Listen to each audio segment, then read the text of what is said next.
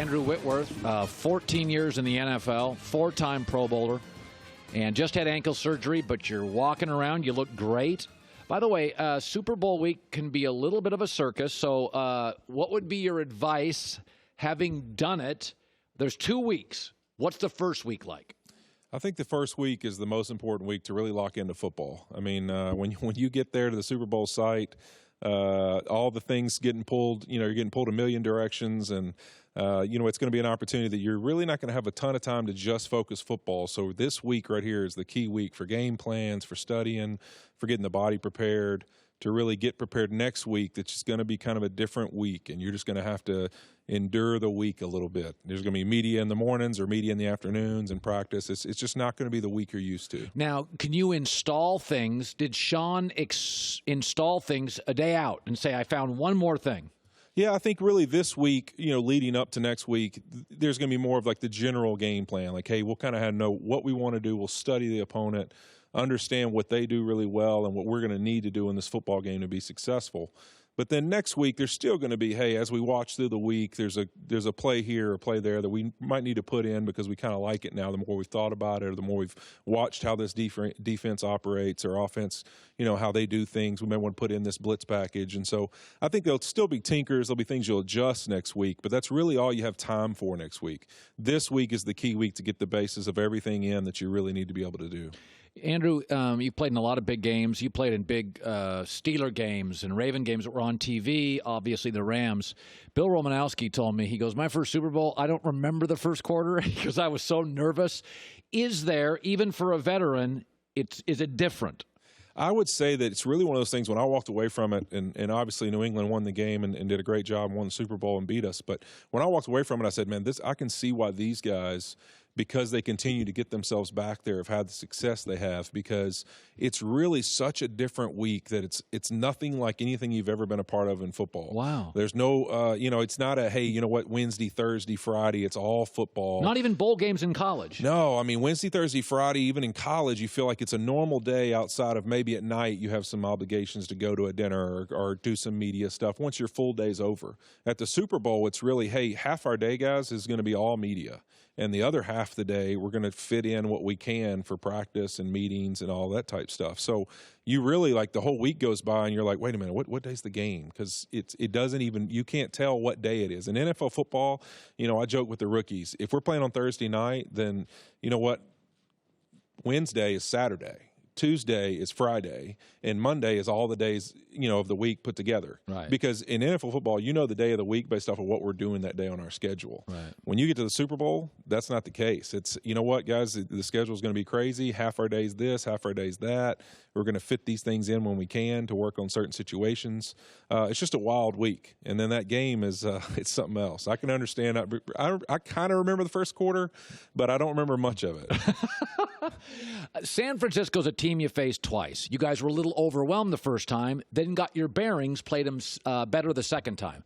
So let's talk about their defensive front. It's good and it's young. Are they clever? Are they trying to masquerade things? Or are they just lining up saying, we got better Joes than you? I think really their style defensively with their front four is just to come after you. There's not really any tricks of the trade. There's nothing they're going to do different. They're coming after the quarterback. And, one of the things that you give them their respect, the way they really hustle, come out of the stack on screens, on plays that get down the field. Those are the plays that show you really the impressive part of this defense, because anybody can rush on a pass play and get after the quarterback. The way these guys hustle, even when the ball's not somewhere near them and it's thrown out on the edge or it's thrown down the field, you watch D linemen be a part of the tackles, or a screen play and they're outside all of a sudden getting on the edge, making a tackle. I mean, it's impressive to watch and to see how well they're operating together. Their front four is as good as it gets. Nick Bosa, give me some thoughts. Is there a way to play him? I think obviously you got to play him with some power. He's a power player. He doesn't use a lot of pass rush moves. You're not going to see many moves out of him, like a spin or really kind of arm over moves or anything. You're going to see more power rushes. He's going to get off the football and try and knock you back into the quarterback or kind of beat you late with something where he pulls himself underneath you or around you. But he's a tremendous young player and one of the best put-together athletes I've ever seen as a rookie in the NFL, that's for sure. Yeah, I covered Warren Sapp his first year in Tampa, and it took him a while to get his sea legs. He was terrific by year two. I mean, Bosa just walked on and could play. Yeah, I mean, it's usually as a tackle, I look around what team just drafted a rookie player, and I go, oh, good, that's a game that's going to be kind of easy because most rookie rushers just don't quite understand the NFL game and how to get to the quarterback. He has the intangibles and really the work ethic and the power and speed that is rare, and he's able to make it happen at a young age. He's going to be a special one. By the way, we talked about Tom Brady, and you're a veteran player, and we've said there's been a lot of speculation. And I've said, I still got 10, 15 years legs on my career, but if I was down to the last year, I think it'd be hard to move my family. I'm into routine. I mean, I do the same. I eat oatmeal every morning. I'm so boring. I take naps at the same time. I have my double espresso driving home.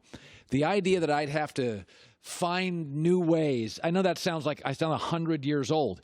But for you moved Cincinnati to L.A., and that first 6 months, wasn't it a little stressful? It's crazy. I mean, just everything you don't think about in making that move is that I can remember the very first time I walked in their locker room and changed clothes. I was like, why am I putting workout gear on in this building right now? Because for 11 years, every time I wanted to work out, do rehab, train, do anything, I walked in the Cincinnati Bengals stadium and changed clothes in there, and that was my locker room. That's like your home bathroom, basically. Sure. And all of a sudden you walk in a new building and you're like, wait a minute, I don't even, who did I say hey to today? I don't know if I know any of these people here. I mean, who have I met? Who have I not met? I mean, the people that you're used to every single day in Cincinnati, when I walked in the building, I waved at, said hello, good morning, how you doing? The parking spot I parked in every day. All those things have changed.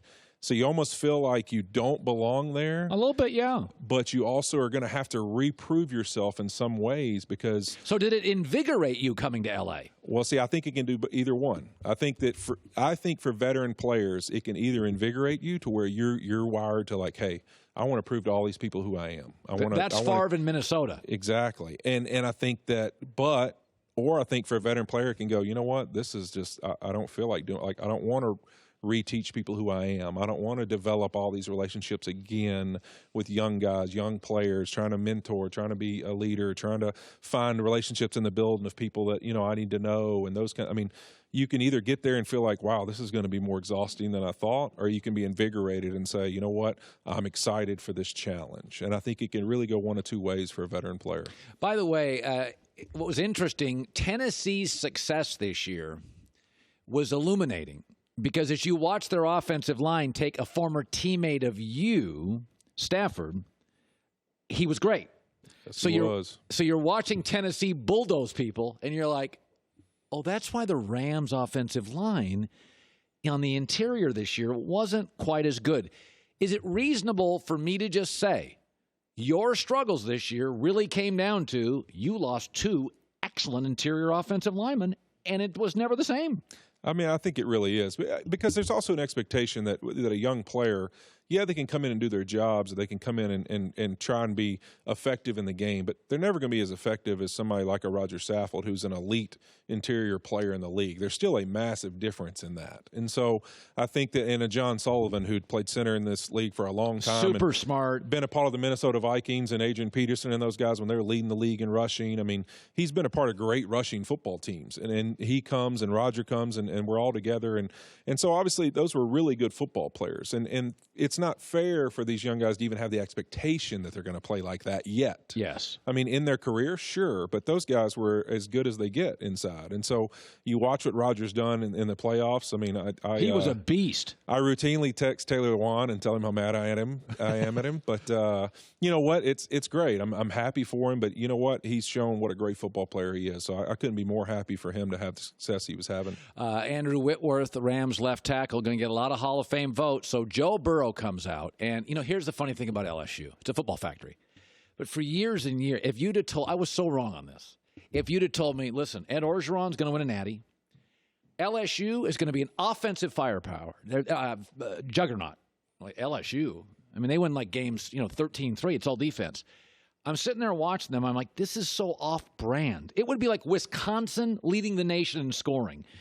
What do you know about Burrow? What do you hear about him? I mean, you got a lot of connections there in the program. I didn't know who he was until I saw him his junior year. He was okay. And I watch SEC football.